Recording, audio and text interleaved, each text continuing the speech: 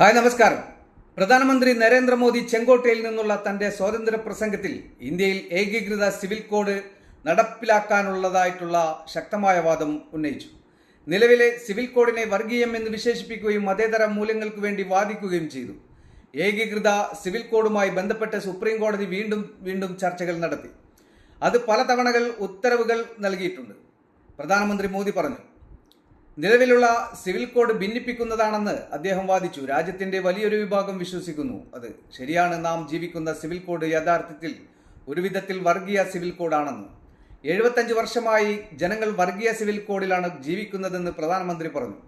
മതപരമായ വിവേചനം ഇല്ലാതാക്കാൻ മതേതര സിവിൽ കോഡ് സ്വീകരിക്കേണ്ടതിന്റെ അടിയന്തര പ്രാധാന്യം അദ്ദേഹം ഊന്നിപ്പറഞ്ഞു.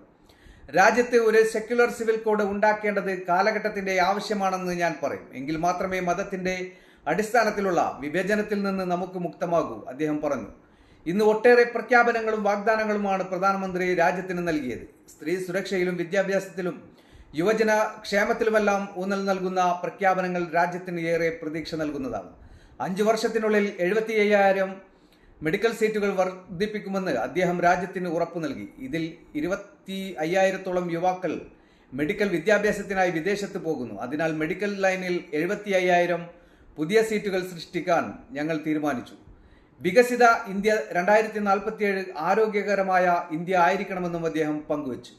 ഒരു സമൂഹം എന്ന നിലയിൽ സ്ത്രീകൾക്കെതിരെയുള്ള അതിക്രമങ്ങളെക്കുറിച്ച് ഗൗരവമായി ചിന്തിക്കേണ്ടിയിരിക്കുന്നു.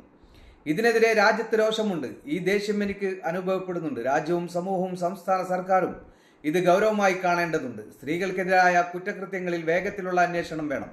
ഈ ക്രൂരകൃത്യങ്ങൾ ചെയ്യുന്നവരെ എത്രയും വേഗം ശിക്ഷിക്കണം. സമൂഹത്തിൽ ആത്മവിശ്വാസം വളർത്തുന്നതിന് ഇത് പ്രധാനമാണ്. കൊൽക്കത്തയിലെ ഡോക്ടറുടെ ബലാത്സംഗ കൊലപാതകത്തിലാണ് അദ്ദേഹത്തിന്റെ പ്രതികരണം.